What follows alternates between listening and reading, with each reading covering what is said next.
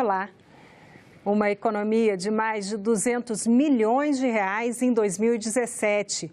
Este é o valor que o Senado poupou e vai devolver aos cofres públicos. A medida foi anunciada pelo presidente da Casa, senador Eunício Oliveira, nesta quinta-feira. Ele também destacou as principais matérias aprovadas pelo Senado neste ano. O presidente Eunício Oliveira apontou que a economia feita pelo Senado de 203 milhões de reais corresponde a 47% das despesas não obrigatórias, que é a parte do orçamento em que o Senado tem autonomia para gastar. Não estouramos o teto e estamos hoje anunciando aqui nessa mesa que iremos devolver aos cofres públicos a soma de 203 milhões de reais economizado por essa presidência e por a sua gestão. Parabéns, presidente. Recursos economizados para permitir o investimento em educação, em segurança pública, maiores prioridades para a nossa população, assim como a educação. Alerto, desde logo, aos ministros do Planejamento e o ministro da Fazenda que viabilizem o aproveitamento desses recursos que economizamos e que o Senado devolve no dia de hoje, a fim de que não sirvam para superávit fiscal, e sim para aporte desses recursos que estamos devolvendo. Eles sejam feitos nas áreas indispensáveis à cidadania brasileira, como segurança pública, como saúde e como educação. Não deixamos de olhar para a educação e aprovamos novas regras de distribuição do Fundo de Financiamento Estudantil, que prevê, a partir de 2018, que as faculdades interessadas no programa participe de um fundo de garantia para pagamento de liquidação da dívida dos alunos. Outra mudança é que o FIES será dividido em 3 faixas, de acordo com a renda dos estudantes interessados, e que o Banco Nacional de Desenvolvimento Social e os fundos constitucionais serão chamados a financiar o programa. Merece destaque a aprovação no Senado, a reforma trabalhista e a reforma política, que foram democráticas e amplamente discutidas em comissões e na Casa e em sessões temáticas. A aprovação da reforma trabalhista abriu a possibilidade de criarmos mais empregos tão necessários à população e modernização das relações do trabalho. O presidente do Senado também apontou a importância das medidas aprovadas na área econômica. Aprovamos a medida provisória que permitiu a continuidade dos saques das contas inativas do Fundo de Garantia do Tempo de Serviço, FGTS, sem a carência de 3 anos exigida pela legislação anterior.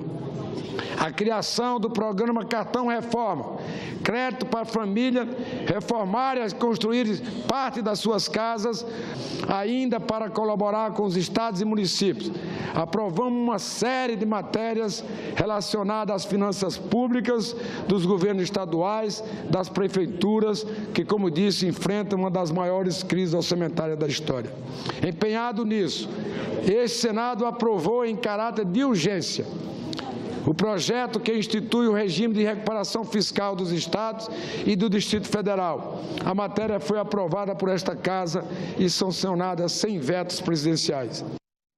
E no último dia de deliberações no plenário em 2017, os senadores votaram projetos da pauta da agenda microeconômica. Quem acompanhou as votações foi a repórter Carla Benevides, que tem as informações. Olá, Carla.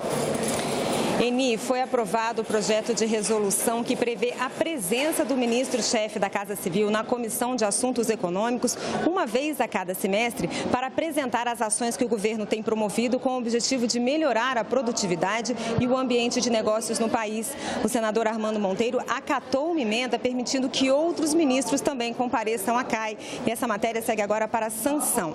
Outro projeto aprovado é o que estabelece critérios para a isenção de ISS nas exportações exportações de serviços para o exterior. E a matéria agora vai para a Câmara dos Deputados. Outra proposta aprovada é a que cria o Programa de Regularização Tributária Rural, que ficou conhecido como Refis Rural. O projeto tem o objetivo de facilitar a quitação de dívidas de produtores rurais com o Fundo de Assistência ao Trabalhador Rural, o FUNRural. O texto desse projeto foi baseado na medida provisória 793 de 2017, que perdeu a validade porque não foi votada a tempo. Os aderentes à renegociação pagarão no mínimo 2,5% do valor da dívida consolidada em até 2 parcelas iguais. O restante do passivo poderá ser pago em até 176 prestações mensais, tendo por base parte da medida mensal da receita bruta. Ademais, por uma questão de justiça, essas parcelas não terão incidência de multas, juros ou encargos. 10 bi de anistia e mais, senadora Simone. Nós estamos mexendo para o futuro. Estamos diminuindo as alíquotas para o futuro. Cai de empresa, pessoa jurídica, produtores rurais, de 2,5% para 1,7%. Aí os senhores querem convencer o povo brasileiro que nós estamos, de fato, preocupados com a sustentabilidade da Previdência? O que nós estamos fazendo aqui, o Senado, o Congresso Nacional, tentando salvar o setor que foi responsável pelo superávit deste país nos últimos anos, responsável por 30% da nossa balança comercial, quase 30% dos empregos diretos e indiretos deste país. Nós não estamos querendo favorecer rico, latifúndio ou mesmo minifúndio. 3,5 trilhões de reais é quanto o governo tem para gastar no ano que vem, incluído o pagamento de juros e dívidas. A proposta orçamentária é a primeira a ser aprovada desde a entrada em vigor da Emenda Constitucional 95, que estabelece um teto para os gastos públicos. A matéria aguarda a sanção do presidente Michel Temer. Para 2018, o déficit previsto é de 157 bilhões de reais. O número é um pouco menor do que os 159 bilhões estimados na Lei de Diretrizes Orçamentárias.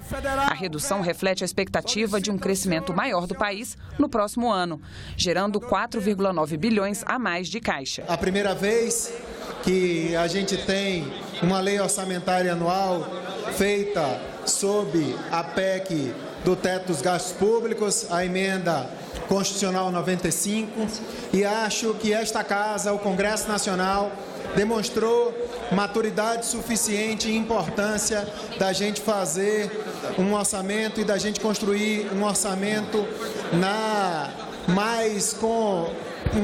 com a maior realidade possível e a maior condição de execução ao longo do ano de 2018. Apesar da pequena melhora no déficit primário, o número só será atingido se forem aprovadas propostas do governo que elevam a arrecadação e reduzem as despesas para o próximo ano. É o caso da ampliação da alíquota previdenciária dos servidores públicos, do aumento do imposto de renda sobre fundos de investimentos fechados e do fim da desoneração da folha de pagamento. Somente essas 3 medidas representam uma receita de 14 bilhões de reais. O orçamento que sai do Congresso prevê crescimento de 2,5% da economia em 2018, inflação de 4,2%, salário mínimo de R$ 965 reais e investimentos públicos de 112,9 bilhões de reais, quase 15% a mais do que o previsto inicialmente pelo governo. Reservou-se R$ 1,716 bilhões de reais para o fundo eleitoral, que vai custear as campanhas partidárias nas eleições de 2018. A proposta prevê que o déficit da Previdência chegue a 192,8 bilhões de reais. Saúde e educação, os 2 únicos setores que por lei têm direito ao montante mínimo, vão receber além do piso. A saúde deve ficar com 166,5 milhões a mais, chegando a 131,1 bilhões. Já a educação vai levar 109 bilhões. O valor aprovado pelo Congresso é 3,1 bilhões acima do proposto pelo governo, que previa 105,9 bilhões para a área. Existia uma preocupação muito grande de muitos parlamentares e da sociedade como um todo, de que a PEC dos gastos iam reduzir os recursos para a saúde e para a educação. O que de fato não ocorreu, pelo contrário. As áreas foram privilegiadas, elas receberam um acréscimo de recursos e por isso nós estamos com a consciência tranquila. A Comissão Parlamentar Mista de Inquérito, que investigou o grupo JBS, votou nesta quinta-feira seu relatório final. O relator, o deputado Carlos Marum, já havia concordado em retirar o pedido de indiciamento do ex-procurador-geral da República, Rodrigo Janot, e de seu então chefe de gabinete, Eduardo Pelela. Em um novo acordo, pouco antes da votação, aceitou outras solicitações dos parlamentares, como a de pedir celeridade para o projeto do deputado Vadir Damus, que regulamenta a delação premiada. A delação premiada hoje, como está, ela permite as maiores arbitrariedades, são arbitrariedades que ocorrem como procedimento padrão do Ministério Público, em que as delações são obtidas mediante extorsão, mediante coação. O relator também incorporou o texto preparado pelo deputado Hugo Leal, subrelator de assuntos fiscais, previdenciários e agropecuários. Recomendando ao Ministério da Fazenda que passe a divulgar a estimativa de renúncias da contribuição previdenciária referente às agroindústrias e que essa estimativa passe a integrar o anexo de renúncias do projeto de lei de diretrizes orçamentárias a cada ano.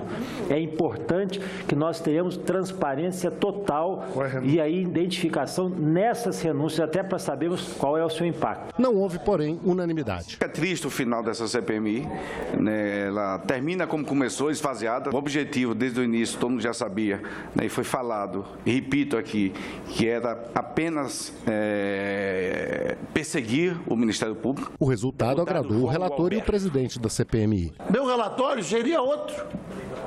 O seu seria... Mas a riqueza da democracia é isso. É você entender, já que as decisões, isso está perfeitamente estabelecido no nosso regimento, as decisões da CPI são colegiadas. E eu tentei me aproximar o mais possível do pensamento médio deste colegiado. Essa CPMI nunca foi chapa branca. O relator tem a posição dele. Cada um aqui tem a sua posição e as suas convicções. Nós temos o PT, que é a oposição ao governo. Nós temos o Francisquini, do Solidariedade, que é a oposição ao governo, e nós temos o Hugo, que também vota sempre com as suas convicções contra o governo hoje, PSB de bola. Como é que uma CPMI desta é chapa branca?